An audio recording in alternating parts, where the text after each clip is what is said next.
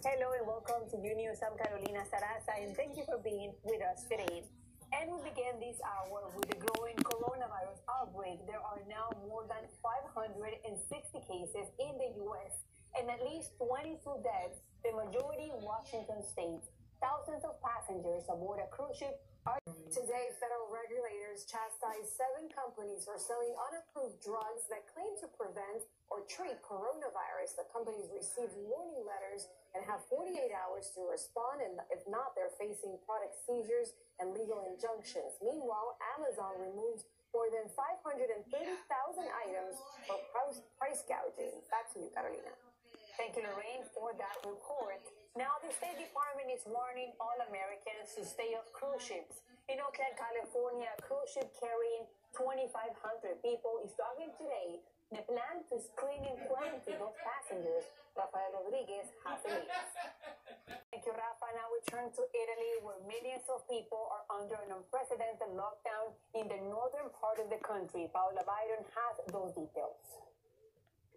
Thank you, Paola. In New York, the family of the lawyer at the center of that state's outbreak is talking today, saying they did all they could to stop the spread.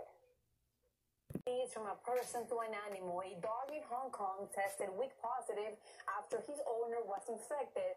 The dog showed no symptoms, and it is not clear if the dog was actually infected or picked up the virus from a contaminated surface. But as Gianni Aponte explains, pet owners are concerned.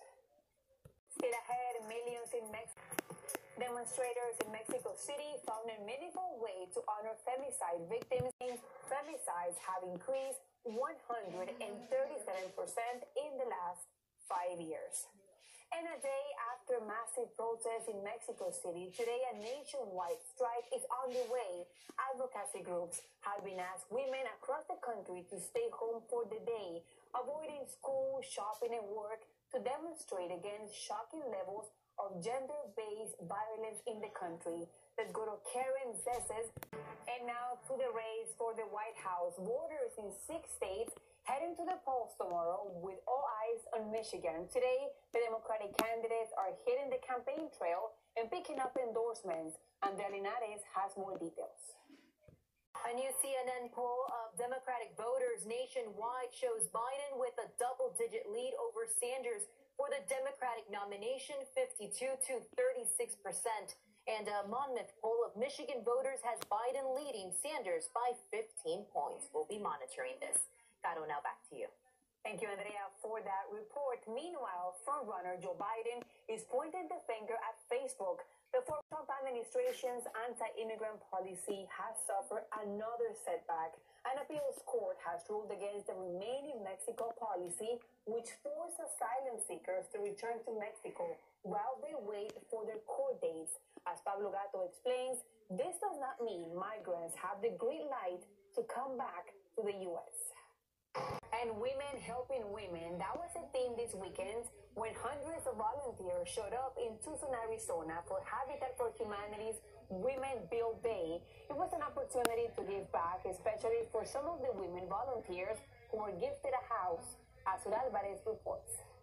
And coming up next, welcome back to Unews. 2 teenagers in Oklahoma have been treated for injuries after they allegedly led police on a high-speed chase. When the girls' car caught fire, their pursuers became rescuers. Angie Sandoval has the body cam footage of the dramatic chase. And now to our ongoing series, Second Chances. We have seen the story of Virginia Mireles, a woman who was addicted to heroin for 28 years. During her last time in prison, Mireles founded a professional training program that would change her life. Dulce Castellanos sat down with Mireles in Arizona to talk about her success. On the release from prison, many of the women are hired by Televerdi or other companies. And if you recently got out of prison or know someone who wants to tell their firing a number of projects, the Duke and Duchess of Sussex making their final official appearance as senior royals today. Harry and Meghan are joining the Queen and other key members of the family for the Commonwealth Day service, their last public royal duty before they walk away from the monarchy. Pablo Monsalvo is in London with the details. Pablo. Thank you, Pablo, for that report. And up next, a new study reveals even more benefits for children living in bilingual. Welcome back to Unews. A new study from the University of Arkansas shows caffeine may hurt your ability to think in a creative way. And now let's go to Nico Cantor for a recap of the best of this weekend's sports action. Nico.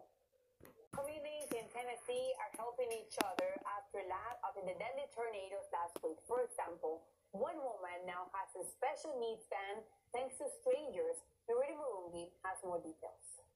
Thank you, Miridi, and happy birthday, Barbie. The famous doll turned 61 today. For today, I'm Carolina Sarassa, and we'll see you guys tomorrow. Hasta mañana, and thank you for being with us today.